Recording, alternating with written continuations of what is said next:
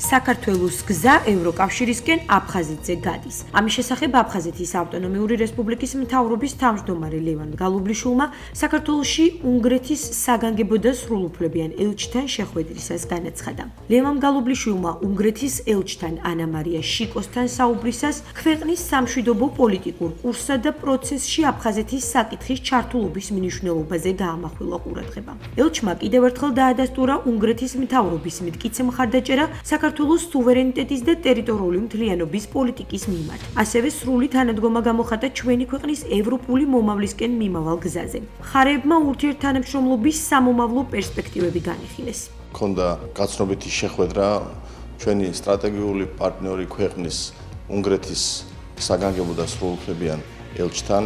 ჩვენ ვისაუბრეთ ორმხრივი ურთიერთობების მნიშვნელობაზე, ვისაუბრეთ სტრატეგიულ პარტნიორობაზე, რაც კიდევ უფრო პოზიტიურ გავლენას მოახდენს ჩვენი დროებით დევნილი მოსახლეობის გაძლიერებაზე, როგორც ეკონომიკური კუთხით, ასევე ჯანდაცვის კუთხით და სხვადასხვა მიმართულებებით.